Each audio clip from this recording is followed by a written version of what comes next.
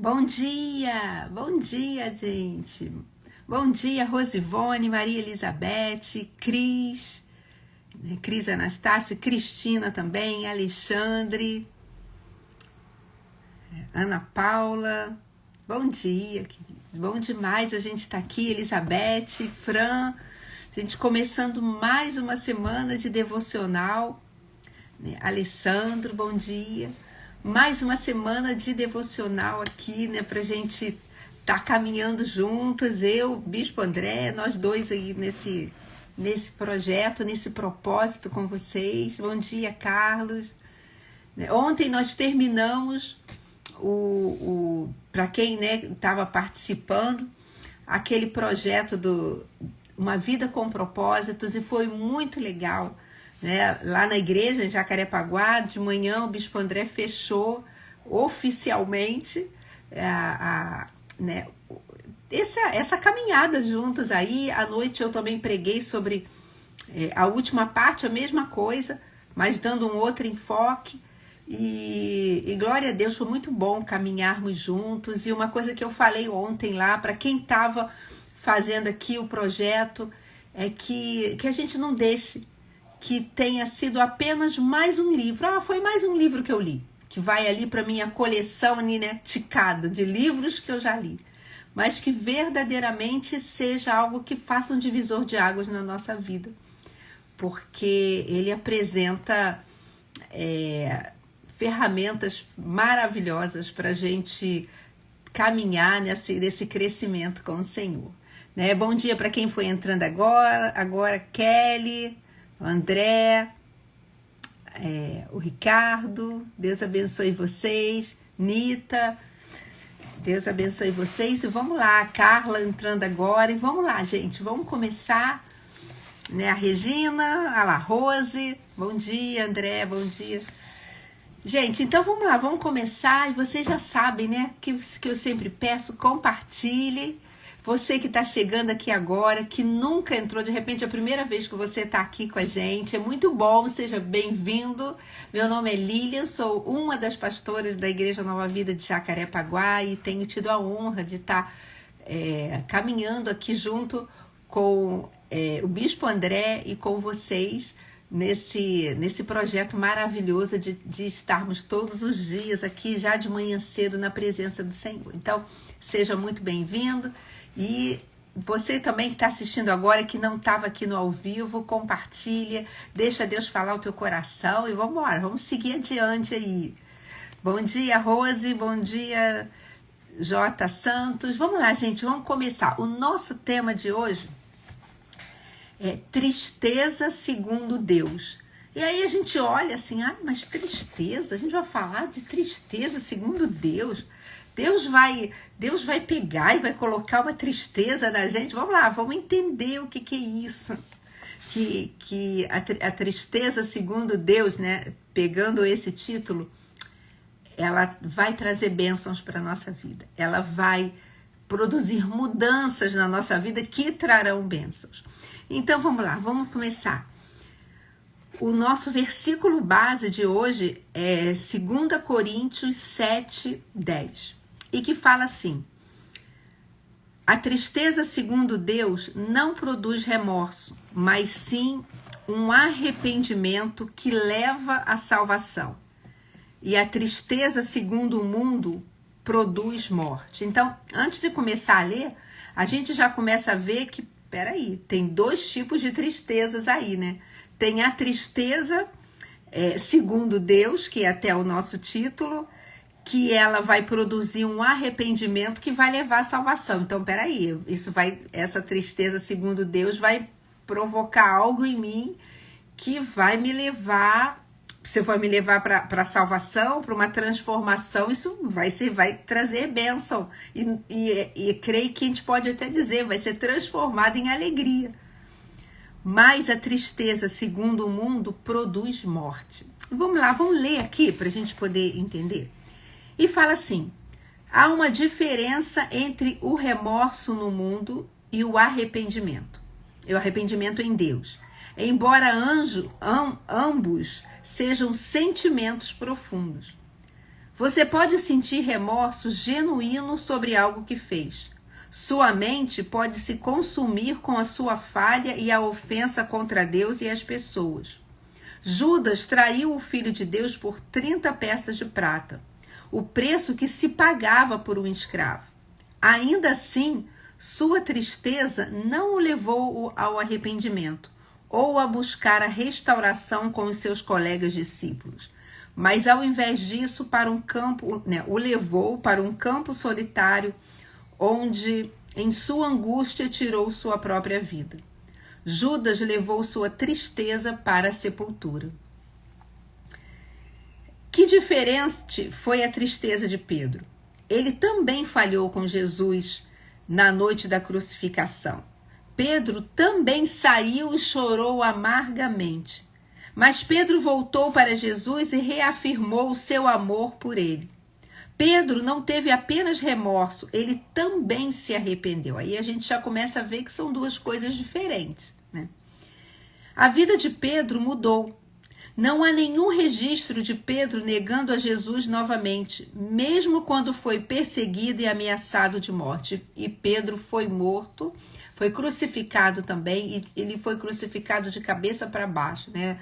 A história conta que ele disse que ele queria ser crucificado, ele ia ser crucificado, né? Mas ele queria ser crucificado de cabeça para baixo, porque ele não era digno de ser crucificado tal como seu Senhor. Então, isso é a parte histórica, né? Os historiadores que contam. Então, a gente vê que houve uma mudança ali. Não tem, como aqui nós lemos, não tem registro de que ele tenha negado a Jesus de novo, de que ele tenha permanecido ou voltado a errar as mesmas coisas, a praticar as mesmas obras, né?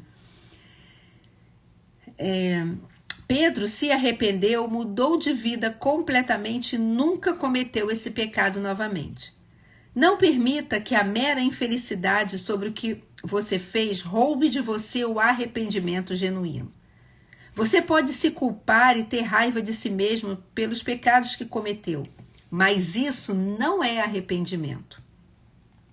Permita ao Espírito Santo lhe revelar a gravidade de seus pecados. Peça ao Espírito para mostrar claramente como Deus vê o seu caráter. Quando você enxergar seu pecado da perspectiva de Deus, então você experimentará a tristeza segundo Deus. Então, antes da gente começar a bater papo, deixa eu dar bom dia aqui para quem foi entrando depois, a Regina, Biblioteca de Madureira, Rose, Marcela, quem representa a Biblioteca de Madureira, né? Fala assim, alegrai-vos no Senhor, é isso aí, esse é o dia que o Senhor nos deu, Deus é bom o tempo todo. Bom dia, Davi, Viviane, Cleise e Tatiana, Celso, Carlos. Vamos lá, gente. Então, vamos entender isso aqui. Aqui ele vai falando sobre uma diferença, né, entre esse remorso e o arrependimento verdadeiro. E quando a gente pega esse texto, esse versículo que nós lemos, né, porque a tristeza segundo Deus produz arrependimento para a salvação, mas a tristeza segundo o mundo, né, produz morte. Esse contexto que está lá em 2 Coríntios 7, 10, o contexto estava falando, era o seguinte: o apóstolo Paulo ele tinha escrito uma carta para os coríntios, lá para a igreja de Coríntios, e é interessante a gente ver isso porque ele estava escrevendo cartas para as igrejas, para aquelas pessoas que estavam no caminho, como era chamado, quem cria em Cristo, cria nessa obra redentora e andava, né? Os do caminho. E ele tinha escrito uma carta e que essa carta estava os confrontando sobre pecado que havia ali no meio e os confrontando a caminhar em santidade, os despertando a caminhar em santidade diante de Deus. E se a gente for ler, eu sempre falo para vocês, né, dá uma lida no texto, no geral, no contexto, pega ali a Bíblia e vai lendo.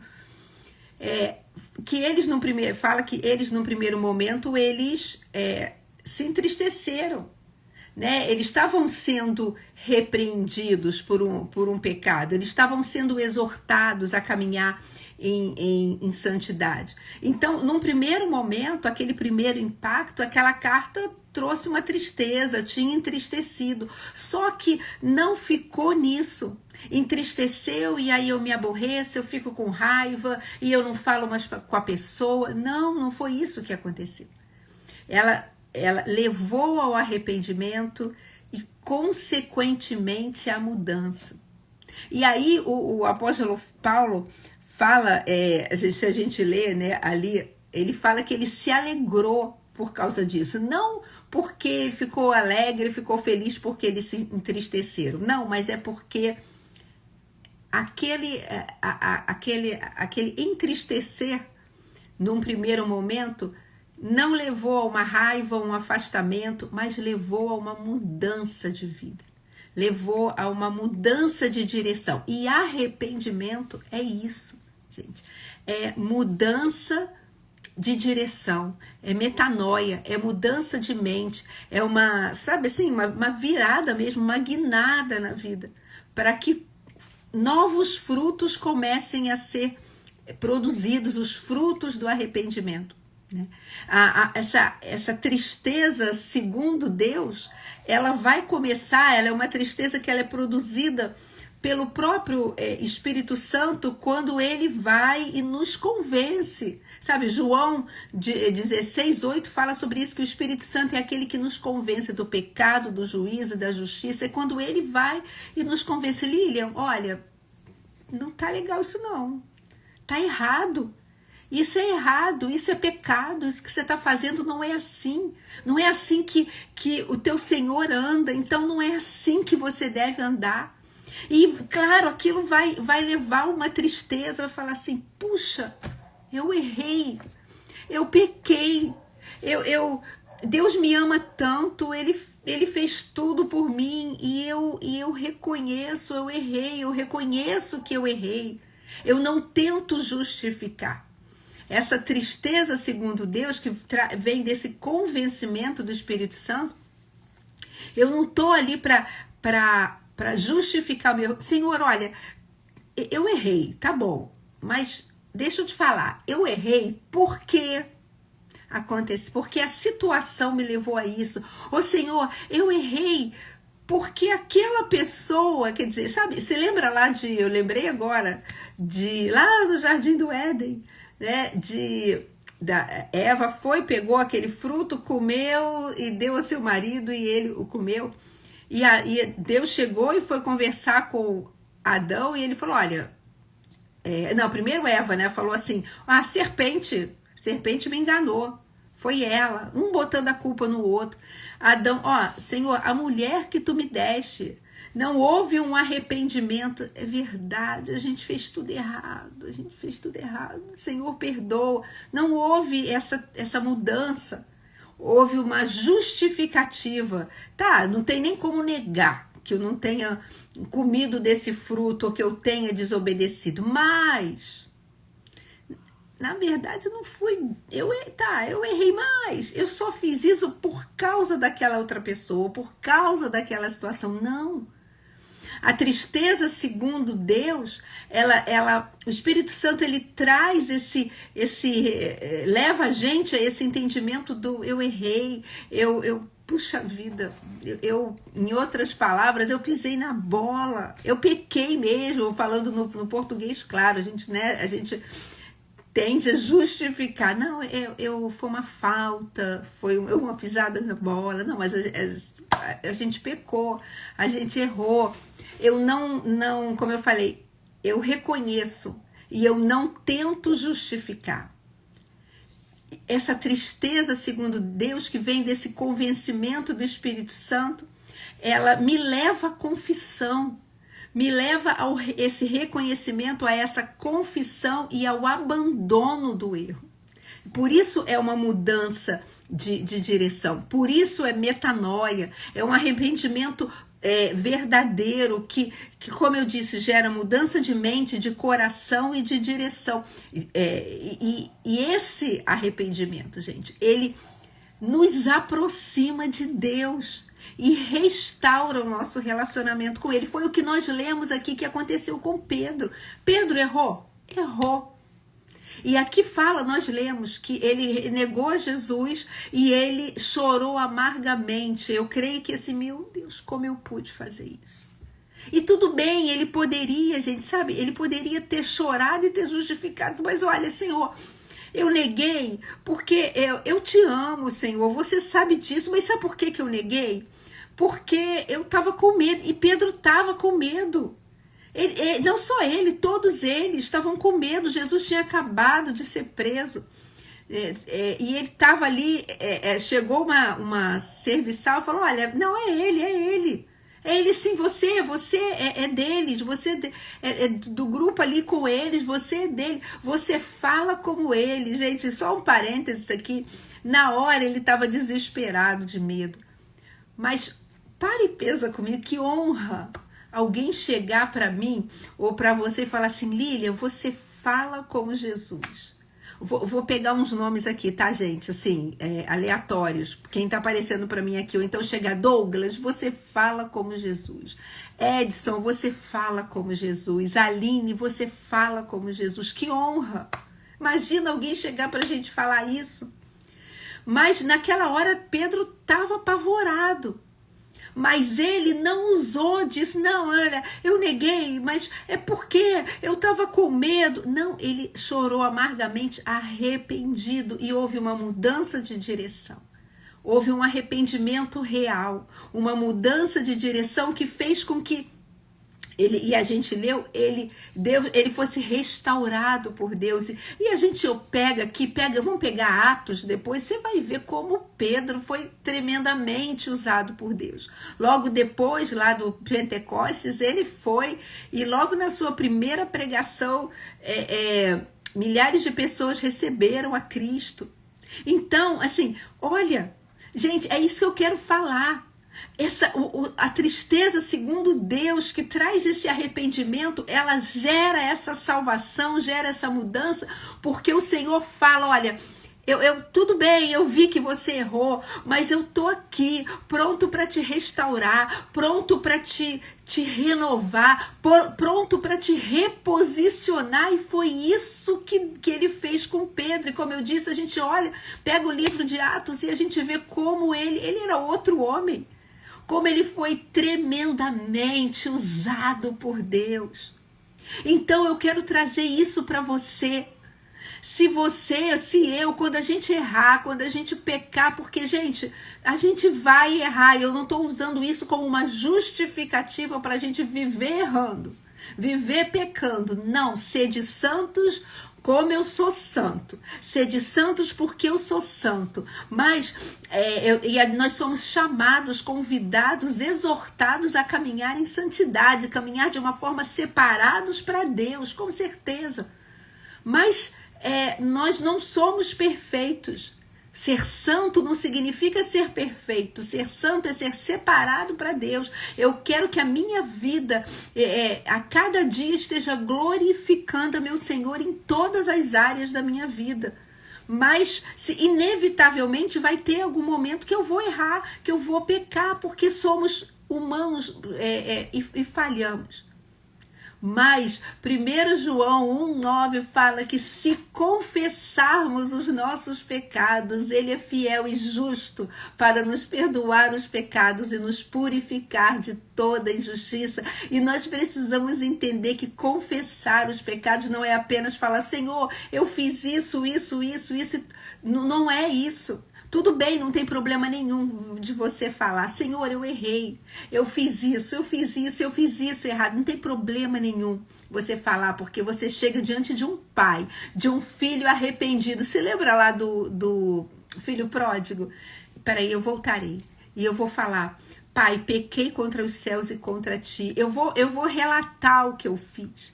Mas quando ele chegou com aquele coração ali, foi indo, eu vou fazer isso, eu vou pedir esse perdão. O pai já foi correndo ao encontro dele e abraçando, vem meu filho, vem, porque... E ele falou isso depois para o outro filho, não fica triste não.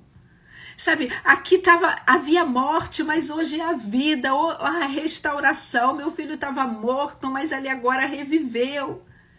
E é isso que a tristeza, segundo Deus, produz. Ela produz vida, gente. Ela produz essa restauração. E eu estava falando de confessarmos os nossos pecados. Não tem problema nenhum da gente chegar diante de Deus e falar: Senhor, olha, eu fiz isso, eu pequei nisso, eu pequei naquilo. Mas deixa eu te falar, confessar não é só dizer o que você fez. Aliviou minha consciência e agora eu continuo a minha vida como se nada tivesse acontecido. Não. Confessar significa alinhar o que a nossa fala, o nosso entendimento, o nosso pensamento com o que Deus faz, o que Deus fala. E ele fala, e o entendimento é de que ele já nos perdoou de todos os nossos pecados pregressos, atuais e futuros. Nós já somos perdoados na cruz, o perdão já foi completo para todos eles. Mas então eu alinho a minha confissão de fé com o que Deus já falou, entendendo, eu já fui perdoada. Eu já estou perdoada disso. Jesus já levou na cruz. Mas, Pai, eu sei que você já levou. Jesus já levou, mas eu estou aqui como uma filha, como um filho arrependido, dizendo que eu errei. E eu não quero mais fazer isso. E ele corre ao teu encontro. Né? Tal como o pai com o filho pródigo, tal como Jesus fez com Pedro. E te reposiciona e fala: vambora, filho, vambora, filha. Vamos continuar você olhando firmemente para mim. Já ali, aqui tem algumas mensagens aqui, né? Glória a Deus, a Maria Elizabeth, obrigada, paizinho, por seu amor. É isso, é amor, gente. Agora, já a tristeza, segundo o mundo, ela é ao contrário. A pessoa pode até chorar Judas chorou amargamente, mas aquele choro dele produziu um arrependimento, não, trouxe uma culpa constante, um desespero, né?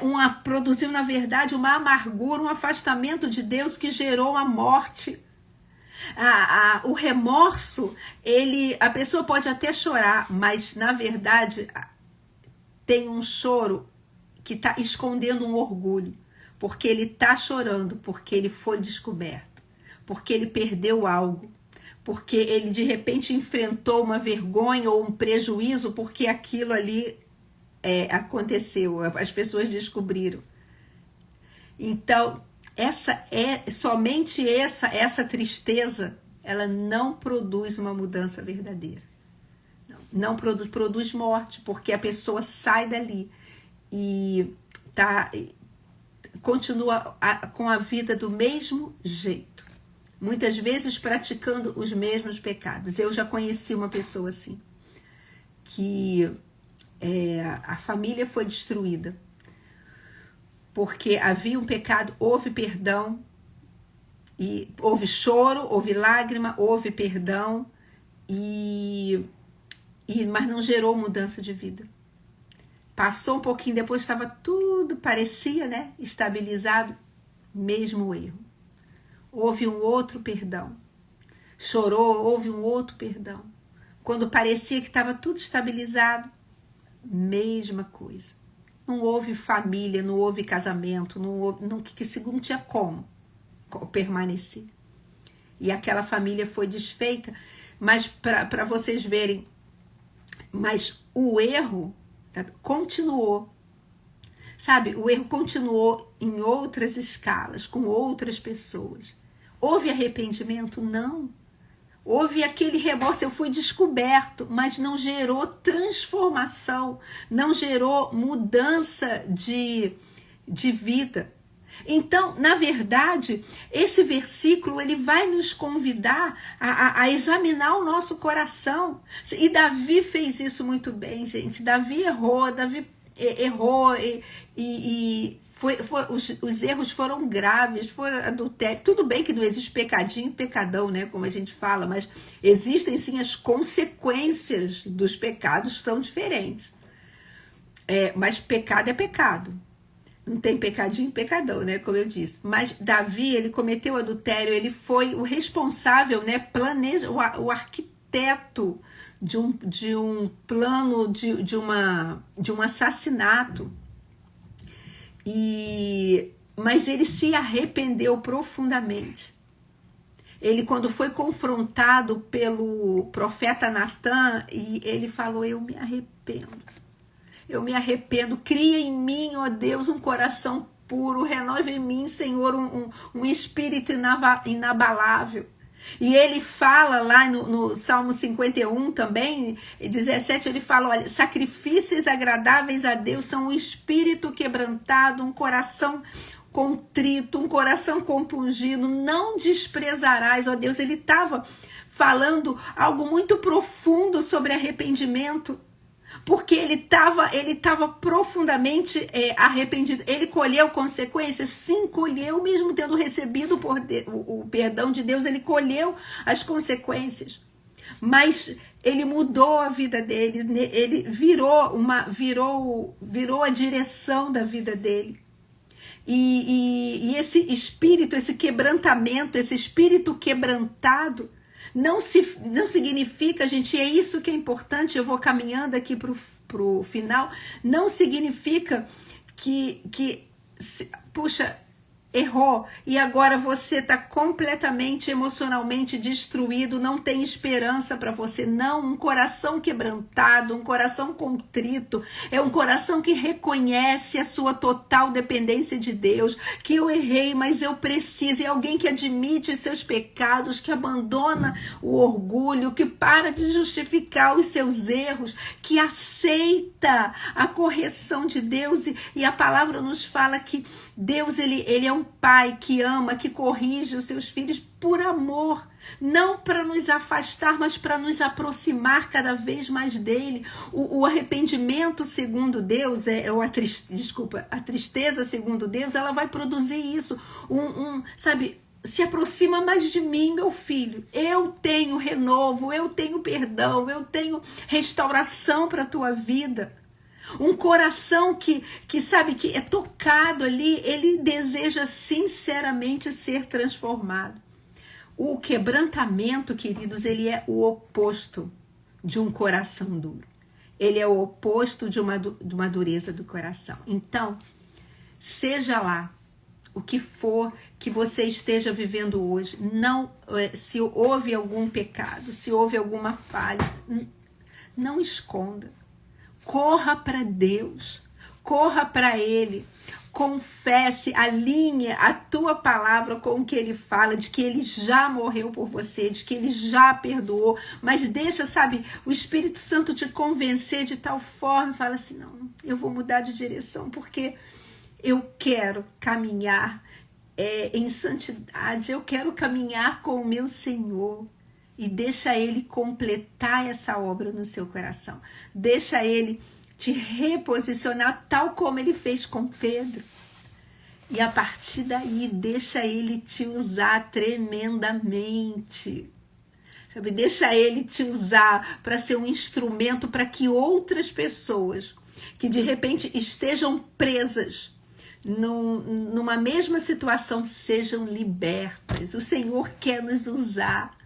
Ele quer nos usar para abençoar outras pessoas, mas a gente precisa permitir que o Espírito Santo nos convença e mexa em nós, faz aquela limpeza, vê se há em mim algum caminho mau. Sabe, o Salmo 139, 23 e 24. Senhor, sonda o meu coração. Espírito Santo, sonda. Vê ali. Vê o que eu preciso ser convencida ou convencido de que está errado. E porque eu quero viver para Cristo. E deixa Ele, sabe, fazer essa faxina. E deixa Ele te reposicionar e te usar para a glória dele. Amém? Deixa eu só ler rapidamente aqui tem alguns comentários para a gente terminar. Deus é lindo e maravilhoso, Ele é um Pai amoroso, está sempre de braços abertos nos esperando. É isso. A Regina botou, ele com tudo isso foi considerado um homem segundo o coração de Deus. O Davi, ontem o Bispo André falou isso lá na igreja. Mesmo segundo isso, só porque ele errou. Ele falhava igual a gente falha, mas ele era rápido em reconhecer, em se arrepender e se prostrar. Senhor, tudo errado.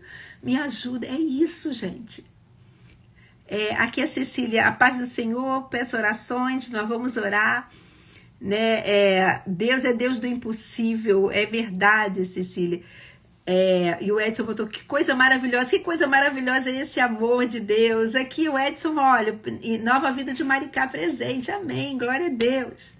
Então, gente, vamos orar, Senhor, que a gente esteja sensível ao Teu Espírito Santo e que quando nós sentirmos essa tristeza, segundo Deus, que na verdade a gente corra para os braços dele, porque é o Espírito Santo falando, olha, tem coisas aí que precisam ser ajustadas, deixa eu ajustar. Eu não vou ajustar para a morte, eu vou ajustar para a vida. Sabe por quê, gente? Eu preciso terminar, mas deixa eu falar isso aqui. Nós lemos, que... Peraí, deixa eu pegar aqui de novo o versículo para eu não falar errado. Nós lemos aqui que a tristeza, segundo o mundo, produz morte. Sabe por quê? Porque se não há um arrependimento genuíno, apenas esse remorso, eu fui descoberto, não há esse arrependimento genuíno, eu vou continuar na prática daquilo que está me afastando de Deus, que está impedindo de eu ter uma comunhão plena. E o que fala a palavra? Que o salário do pecado é a morte. E quem veio para matar, roubar e destruir foi Satanás. É ele que quer nos ver longe de Deus. Mas o Espírito Santo não. Ele fala, vem para perto.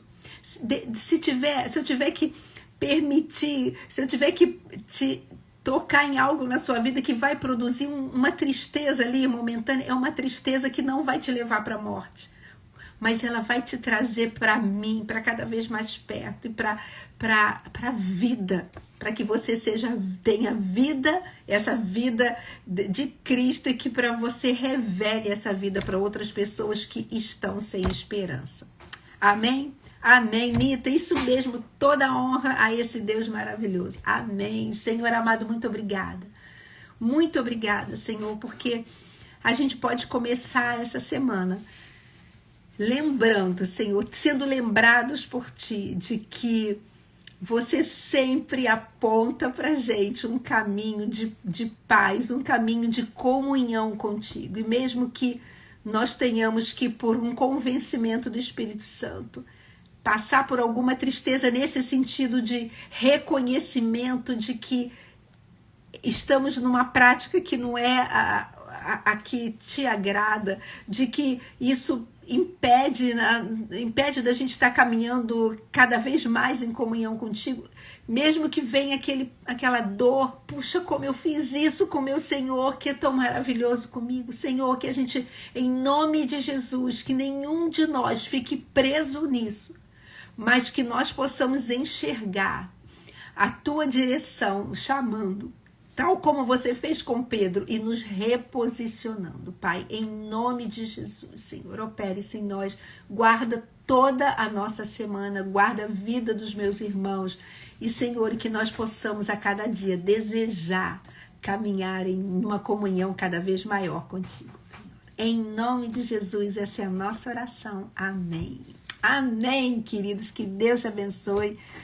A Maria Elizabeth, oremos com muito agradecimento por tudo que Deus fez por nós, nos perdoando e amando sempre. É isso, Ele é maravilhoso. Amém, gente? Deus abençoe vocês.